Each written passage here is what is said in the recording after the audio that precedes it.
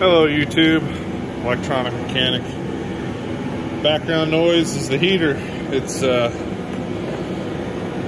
getting ready to snow up here in Pennsylvania. And it's cold in the shop today. It's about 16 degrees outside. So you're gonna have to hear the heater. But working on this 2008 Ford Edge.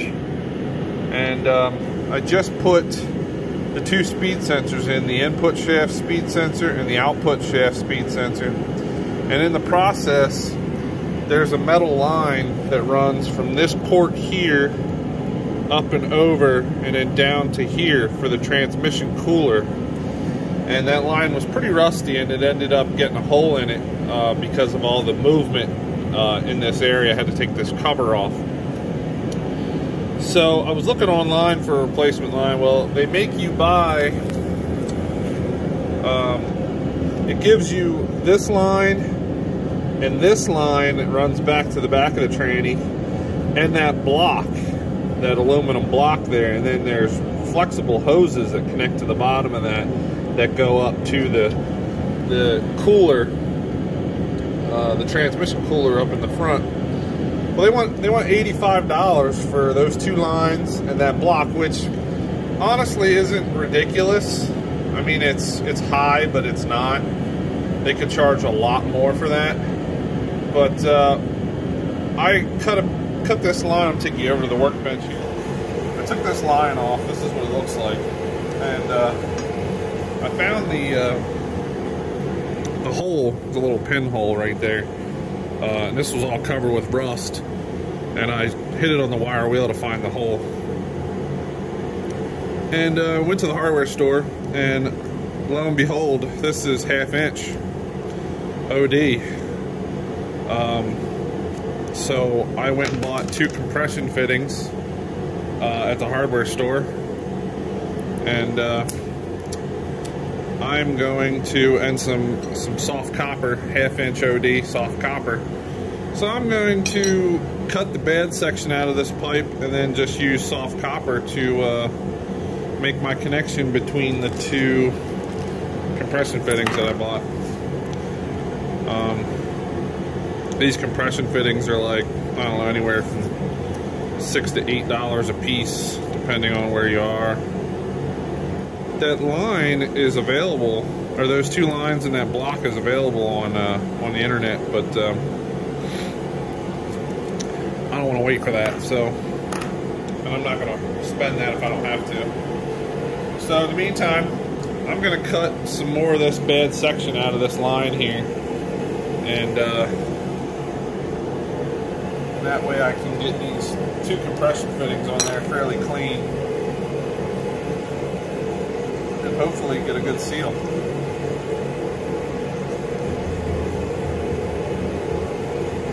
And this line is, the fluid running through this line is it's not under high pressure. So these compression fittings and this soft copper tubing will hold the pressure just fine. So the space between one side of this and the other side is about 1/4 inch, give or take a 1/16. So keep that in mind when you're sizing your length of your copper piece, that you have to compensate for 1/4 inch on each. I'm going to go hit these on the wire wheel, make them a little more clear.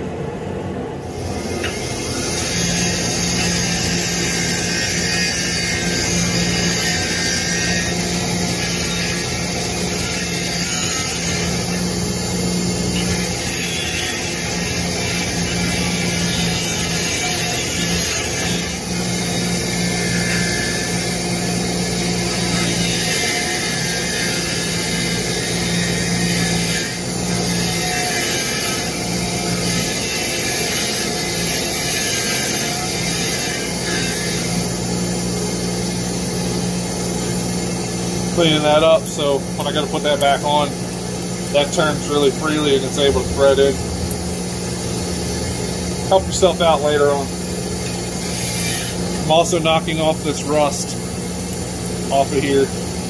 because I'm going to prime and paint this to try to make it last a little longer.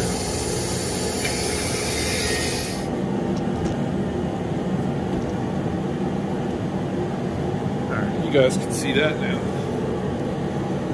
So the line hooks to this block here, and then it runs up under the dipstick for the transmission, up and over, and then down into a fitting here.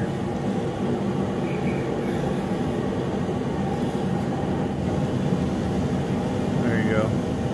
There's the pipe there, and it runs down under the dipstick and then across the front of the tranny and connects to the other piece. And you can see the bad section that I cut out. So now I'm going to basically put those compression fittings on there. I'll slide these on.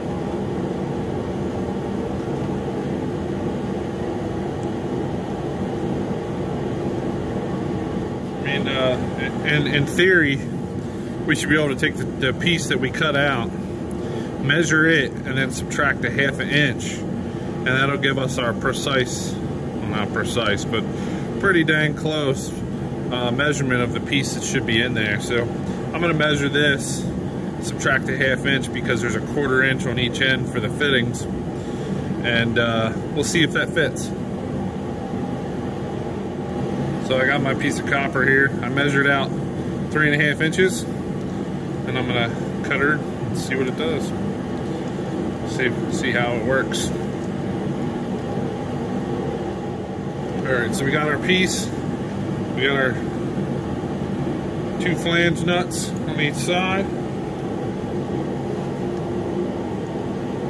Our compression nuts with our sleeves.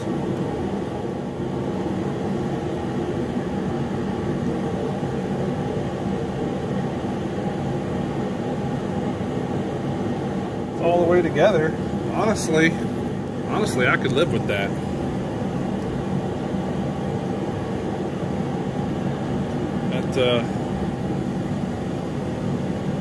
It's not touching anywhere. Everything's linear. Everything's straight. I might just cut another piece. I don't know, maybe like 2/8 of an inch longer,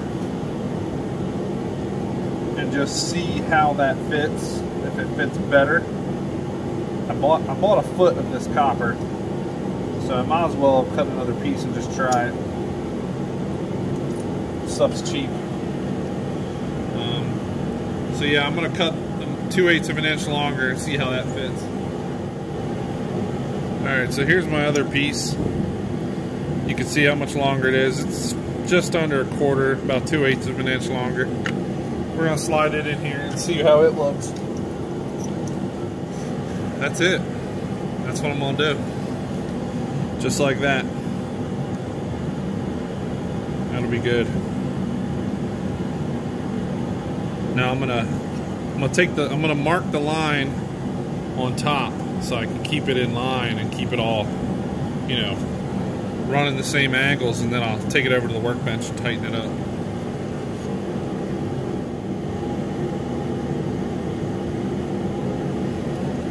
Something like that. I might leave this joint here that hooks to this loose, because there's enough room to get tools in here to tighten this. But this joint and then these 2 joints I'm going to tighten up as tight as they need to be. This one I might just leave loose until I get it fitted and get that snugged down and get this bolted down, and then I'll tighten it up last. So this fitting down here, to get it loose, I had to heat it with a MAP gas torch, and man, it was tight and stuck. So what I did was I took 2 pieces of sheet metal and I ran one down this side of this block and one down the outside to try to keep the heat from hitting this plastic cover and the inside of the frame rail and burning the paint off. Worked out pretty well. I just took some scrap sheet metal that I had laying around it kind of just slid it down on either side like that, and it kept the heat from going to the sides, and it was able to heat just that aluminum block where the line went, and it worked out pretty well. All right, now I gotta get the line off the floor. The other part of the line fell.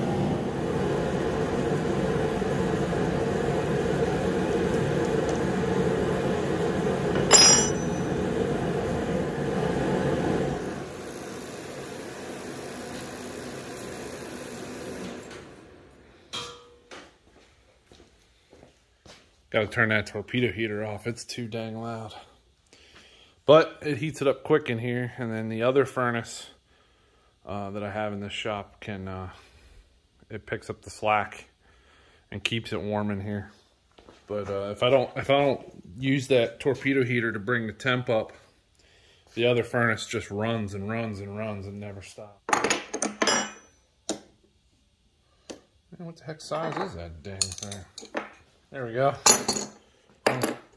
One size fits all.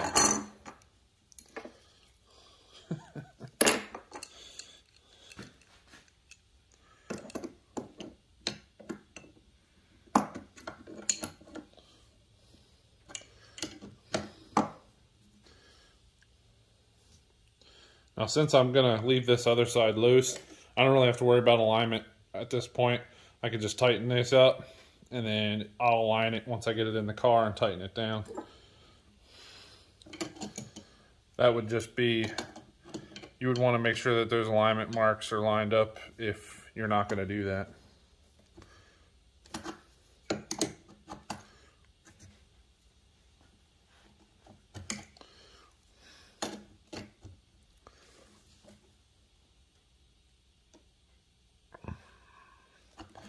Make sure you tighten this good, because this line I don't believe is an American size. I think it's metric, but it fits in there pretty dang close to being 1/2 inch, so it'll seal.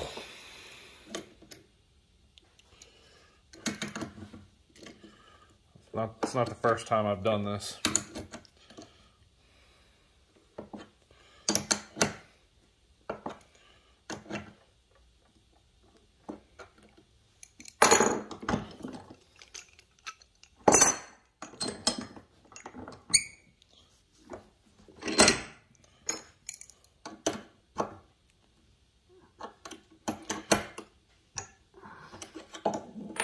Throw that in there. Kind of, sometimes when you tighten these up, it tweaks this, so you can kind of bend it back. But it may not matter.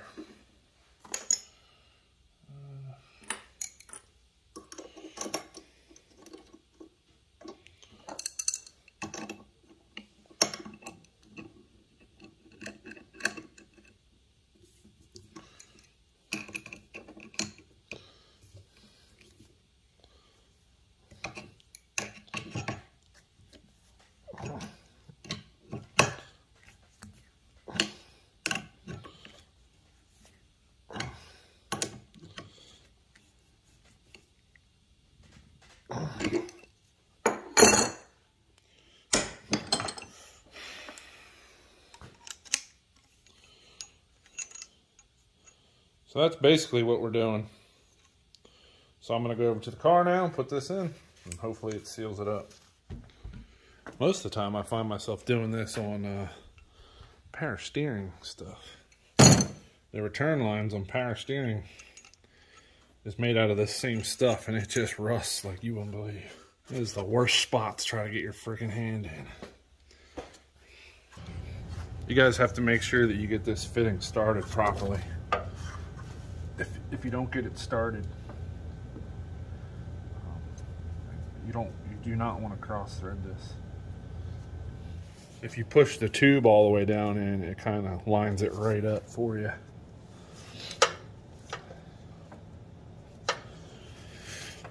Now we can try to start tightening it.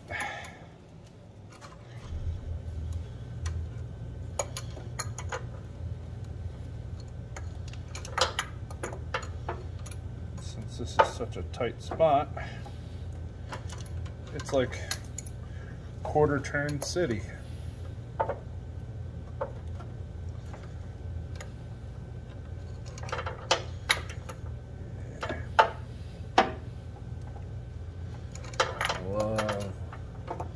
I just love when I have to do this. I don't know. I might leave this in real time instead of fast forwarding or editing it out. I might just leave it real time for you guys, because I know there's probably a few of you that don't really do your own work on your cars, but you watch these videos. I don't know why. I guess just for entertainment, but so you can get a sense of the patience and determination you actually have to work on cars. And this is a hobby for me. This is my daily driver, but I like working on cars. It's a hobby of mine. I don't do it professionally, thank God. If I did, it wouldn't be a hobby. You want to leave it loose so you can pivot this line, but it's it's about a half a turn away from being tight. So now you want to take this and line it up. It helps to keep it popped out of the top up here. It helps to get it lined up.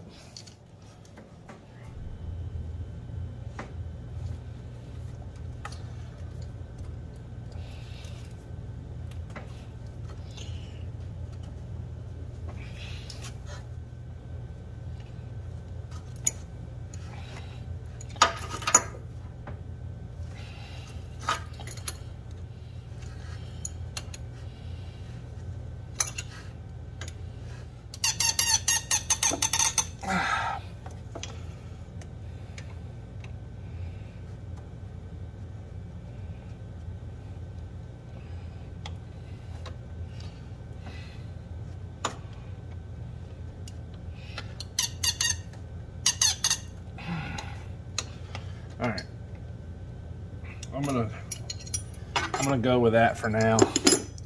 I'm gonna tighten this up, I'm gonna tighten that up, and then I'm gonna start the car and see if it leaks.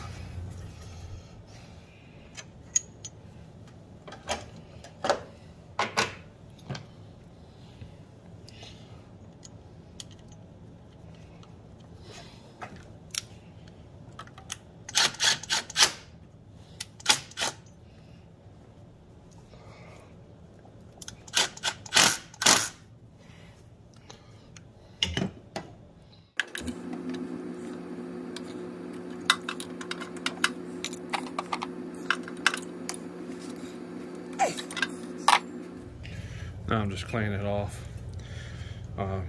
That way I can easily see if it's leaking.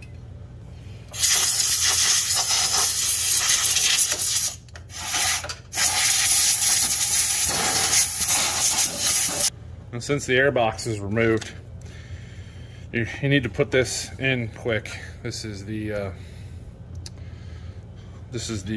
air cleaner lid, but it has the mass airflow sensor in it, and you don't really want to start your car without that. It don't like it.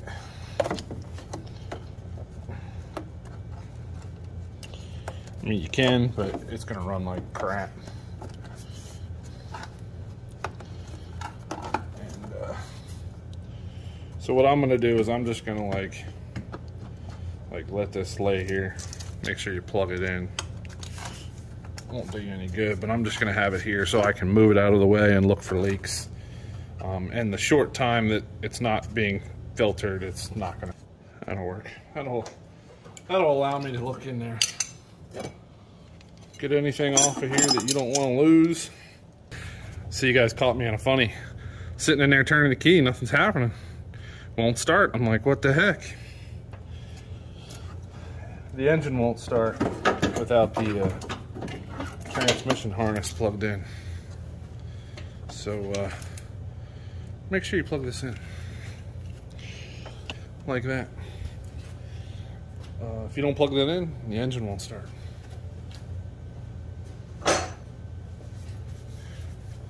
That never happened on my 74 Ford.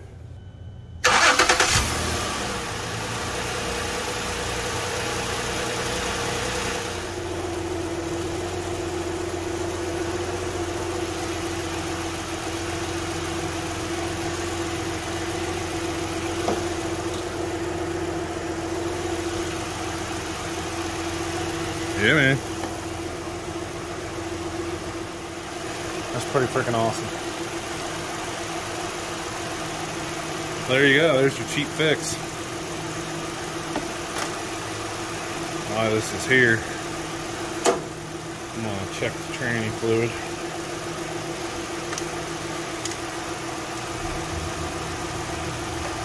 Since it was funny, I parked it out in the driveway and let it run. And then I went out there about 5 minutes later to check on it, make sure there wasn't any leaks, and it was just dumping tranny fluid on the ground.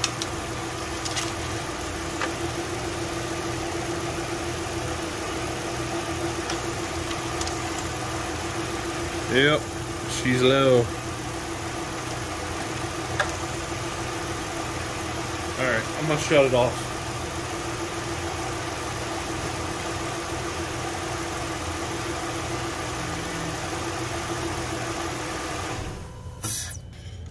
Got some check engine lights in there. I think it was because I tried to start it with that unhooked. Normally I'm a Motorcraft only, but everywhere I went today didn't have any, so this is Mercon V. It's just made by Valvoline, same stuff. That's what this car calls for, Mercon V. I usually order my Motorcraft fluids from rockauto.com because they're, believe it or not, they're the cheapest.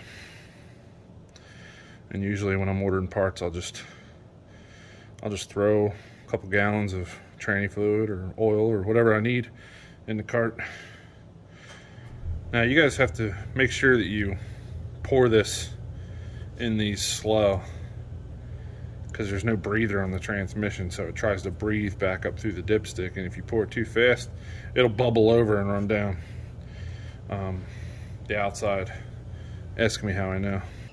Until I triple and quadruple check for leaks.